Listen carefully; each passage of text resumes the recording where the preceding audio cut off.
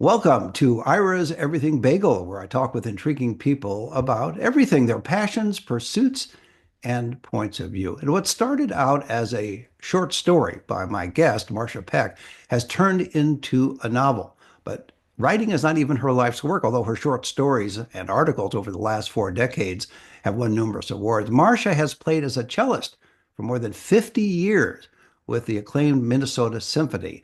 And her new novel, Water Music, is a coming of age story which follows 11 going on 12 Lily as she navigates parental and familial conflict at the family's summer retreat on Cape Cod in 1956. It's available on Amazon, Barnes& and Noble, and all the usual places. And for everything about Marcia Peck, go to marciapeck.com. And Marcia, welcome to the show. Thank you so much for having me. Thank you. That's quite the bifurcated life, cellist and writer.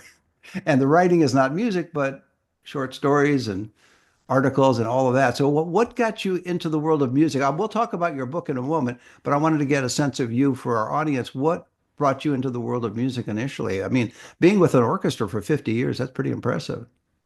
Well, my parents were both pianists. My father was an educator, and he picked the cello for me when I was 5 years old. He just thought I had long fingers or something. And I'm so glad he did. I wouldn't have made a good violinist, and the piano was not, I didn't feel like I was cut out for the piano, but I have loved the cello. They say the cello is the closest thing to the human voice. Yes, I've heard that. And it's also very mellow, if that's Yeah. the term to use, which is kind of nice. The reason I would not want to use a cello is I'm thinking ahead and do I want to carry that as I go from one thing to another. But you're lucky you're in generally one spot when you're performing, right? Well, you bring up a really good point. There was just a story about a well-known solo cellist trying to fly into Canada, and the it had bought the first class ticket for his cello a seaplane and was refused to board. So it does happen. But I was lucky. When the orchestra travels, they have always taken care of the instruments. The crew comes along and gives a tender, loving care. So what you're saying to me is that since other people carry it, there's no danger of any cellist in the world getting a hernia. Or maybe, I can't answer for that. okay, I just was curious about that. So your father particularly was one that picked out the cello for you.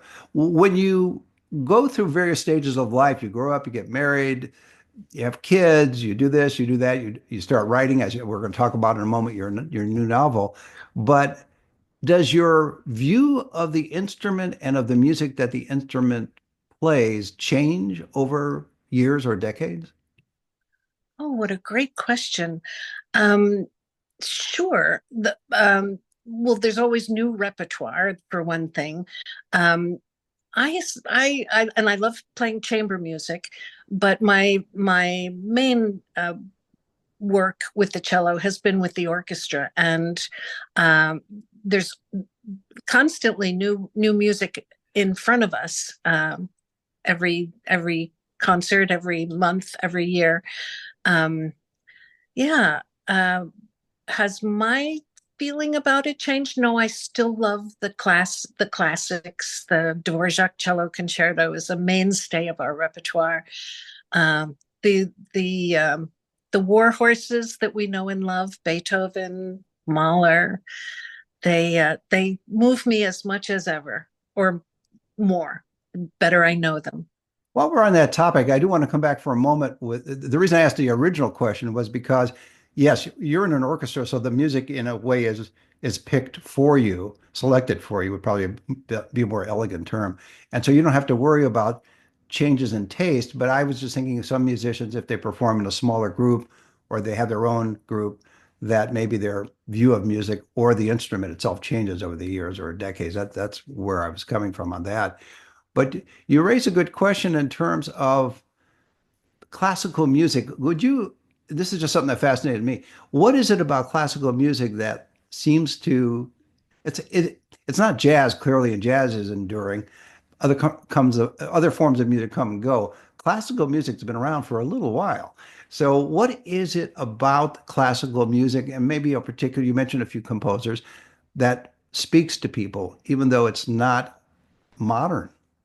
Ah, well, the great composers just get inside us in a very special way.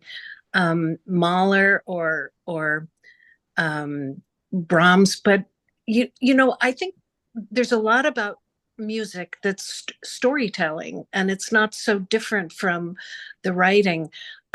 Nobody, for instance, has made a better description of the Soviet Union under Stalin than those Shostakovich symphonies. They're just massively um, moving, and uh, and on the other end, something like Hansel and Gretel, the opera by Humperdinck, it's just magical. It tells that story better than any other venue, I think. Last question on this subject, I promise, but I'm intrigued by it. And I have a professional here with me, so you're stuck until, and then we'll get to your book. But when the composers are writing these masterpieces, in many cases, are they aware that they're touching the audience? You mentioned that earlier, but are the composers aware that they're reaching a part of humans that they didn't realize they were reaching? Wow, what a good question. At one point in my life, I thought maybe I would try my hand at composing music, and I didn't know where to begin. I was no good at it at all. Um, I don't know. I Because really don't. their inspiration for writing music can be all kinds of reasons, Yeah. even including economic. But I'm wondering if in their consciousness they're writing it, are they saying, I'm writing this piece, it touches me, it's got to touch other people, or are they just technically writing it and saying, okay, this is one for the ages? Wow. I wish I could get into Brahms' head Well, I and wish you could too, and then you can come back and discuss it. But all right, never mind. All right. Now, I mentioned earlier you've had a bifurcated career because you're also writing all the time, and now this new a book called Water Music, and you set it in a certain place and in a certain time. Why? Why was that time and why was that place? uh, you know, I just recently I came upon the flash. It flashed through my mind that one of the first books that ever um, really moved me and stuck with me for my whole life. I read when I was about 12, and the narrator of Water Music is a 12-year-old girl. And I wonder if there was something in that got me going. I liked the idea of a narrator who was didn't didn't always get it right. She's trying to capture the attention of her mother, who's very distracted with issues, family issues, and I guess I fell in love with Cape Cod when I was about 11 or 12, the same as the narrator Lily of Water Music. So that Cape Cod of the 50s, before it became kind of famous with Kennedy's presidency, just fascinated me. And specifically 1956, I chose because the Andrea Doria went down then, and that plays a part in the book. So, did you have Patty Page playing in the background when you were writing this? I try not to listen to music when I'm writing. Oddly, I see. Okay. It wasn't that you were a snob in terms of classical music and you didn't want to hear old Cape Cod, right? right. I am not a classical music snob. Okay, fair enough. What's your technique for writing, or is there one with you? Because you're busy with your life and you're busy with performing, Mm. playing the cello. So do you set aside X amount of hours per day to write, or is it when you feel like it, or when you have a moment, or how does that work for you? Each writer is different. Right. Well, it very much like learning an instrument. Doing it every day is the key. I found that with my life as an orchestral musician, that I could zone in on writing every day for about 6 months, and then I would need to put it aside and let the with the longer work like a book, I would need to let it percolate and catch up on laundry in the meantime too. And so then with the longer work, like book length work, I needed to have the whole thing in my head. So that's really the key to writing every day. Um, Very much like the composers do, where someone like Beethoven will have a little motif, like the first four notes of the Fifth Symphony. He'll plant those um, all through the work, all four movements, and we won't even know it's happening. They're just little guidelines that make the whole thing cohere. And I find that that's very true in trying to write a novel. That there are certain motifs that uh, and they may be no more than an echo of a language or a word, but something that the reader is not necessarily aware of, but makes the whole thing cohere as a work, as a total story. Little nuggets that you put throughout the novel. Exactly, exactly. So I'd have to have them in my head. That's why it's necessary to work every day. So when you work every day and then after 6 months, you put it aside, let it percolate, breathe, whatever it is that's going to do. And then you come back to it in what, a month or two, and then rewrite it? Start again. I read.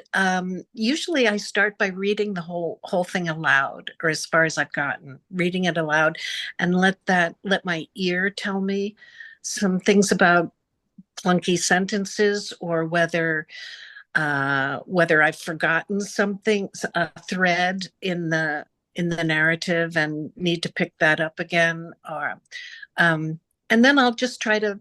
Well, I have some good writing buddies too, who some good readers who give feedback, and then go back to work again.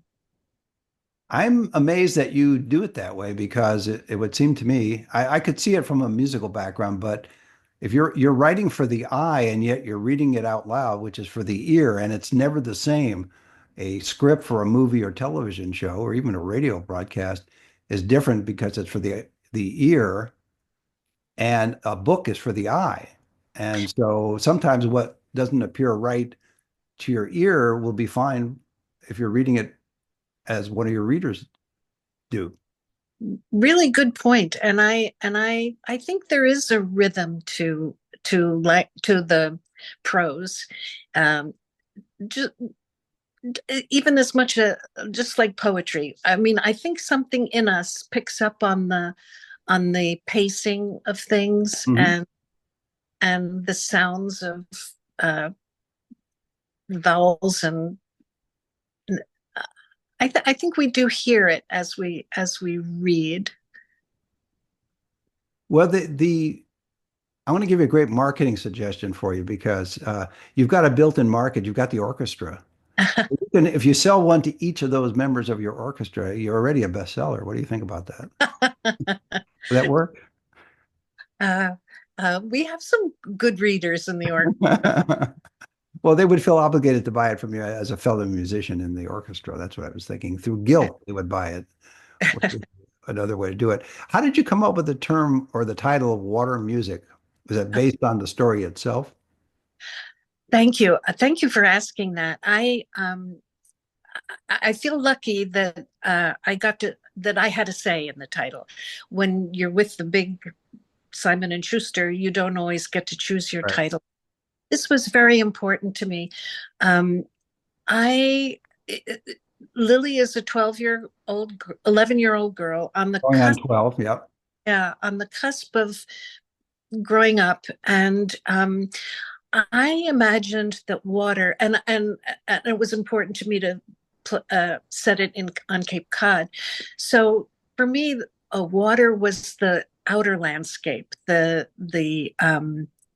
where the well, the outer landscape of the book, and music was, in my mind, the inner landscape of Lily, especially. Um, it's where she goes for strength, and she persists, and it's where she looks for redemption. And you talk in the book about what the role music can play in one's life, which is important. And people have different musical tastes, but music does talk to people. And I think that whether you're a fan of classical music, jazz, rock and roll, whatever it happens to be, that you can get an emotional connection with that music, depending on your background, your cultural background, your upbringing, etc. So, was this a subtle way, writing the book, of promoting classical music even more? Oh, I didn't that if it was, it wasn't conscious. I Okay, that's fair. drawing on what I know from life, I guess. I like Lily, I had a marvelous cello teacher when I was young, who he was about 100 years old, and he was very kind and encouraging. And at the end of every lesson, he would do some sort of little trick for me. And sometimes it was nothing more than a bird call, or something simple and charming. But I remember him just as if it was yesterday. In your view, is music magical? Oh, yes. Oh, absolutely. Absolutely. And I don't consider myself an authority. I mean, I play the cello, but could I tell you everything about um a Wagner opera? No, I haven't. No, I enjoy them, but I'm not a professor. So for me, music absolutely is magic, especially now I go to more concerts, of course, and listen to the orchestra, and it just transports me. I feel things so deeply when you have the patience to listen 20 minutes or half an hour to a really great symphony, and it enters it on such a deep level that don't have we don't have words for it. We don't even need to have a narrative for it. We Mhm. just experience something on a very deep level. I want to go back to when we talked about whether the composers knew that they were communicating to humans in a certain way. And we don't know, like as you said. But what about, you just mentioned it, the orchestra when they're performing, even when you're performing or you're attending an orchestra recital or performance, that I guess, can you have an orchestra recital? Is that Sure. okay? So when you're going to a performance by an orchestra, are the musicians and the conductor aware that they are affecting people emotionally when they play a uh, piece by a obviously a master in classical music, whether it's Brahms or Beethoven or whoever it happens to be. mm, great. Because Wow. you're affected, you're sitting there and you're affected by the music. So they must be aware, even if they're not looking out at the audience, they must be aware through feedback later on that the music affected members of the audience. So I guess the larger question is there a symbiotic relationship between the orchestra and the conductor and the audience, that they're performing a masterpiece or a masterwork and the audience is experiencing it on Yeah. a lot of different levels as you do? I think you're right. I think and that performers can pick up on whether an audience is really um, engaged or not, whether they're with you on the journey of a symphony. Um, I uh, for me, there's something so it's being when you're playing and you're listening and you're responding to what you're hearing and what you're seeing from the podium and all of that. I I always feel like I'm on some kind of moving thing, like a train, and I'm just hanging on. And you can be in your mind, but not in your mind. You're just reacting, and there's something very visceral about it. But I think the musicians know if the audience is can sense whether the audience is with is with them on that journey. Um, and and I love it when an audience really is, when they just erupt afterwards with glee, or they you can tell. Yeah, I would think it would be harder for an audience in classical music performance to tune out the orchestra. In other words, when you're playing something, the audience is hearing it and experiencing it. I would think it'd be hard for most people to sit there and just let it go in one ear and out the other. That it has to have some resonance, whether it's emotional, intellectual, or something else. Uh, yes, you're so right. And there's something, but there is something that just is open in an audience, that just lets the music come without trying to analyze it, or second guess it, I guess is the right way to say it. Just to let it enter you. So set the mind aside and just let it enter you, as you say. Yeah, No, yeah. I haven't forgotten water music. We're coming back. I like to do a nonlinear approach to my guests, so I want to get back to the novel. When you finished it, did you have a sense of relief or satisfaction that you had written what you wanted to write? Oh boy. Yes. Yes. Yes, it definitely is the novel I wanted to write. I have to think about that, because you're so used to editing and redrafting that it's easy to think, oh, there's one more thing I could do, or does this go far enough, or should I cut that?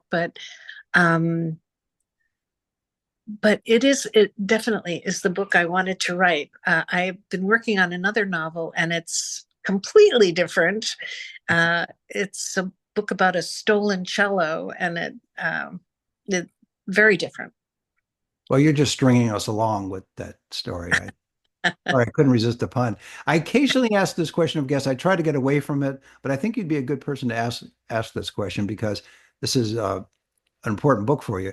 Do you get a sense that because you finished this book and it's there physically in the world, that there's a sense of immortality, that when you're long gone, that the book will remain, it'll be in libraries, it'll be in all kinds of places that live on without the author. I hate to admit it, but that is so true. As a musician, not a composer, but a performing musician, once you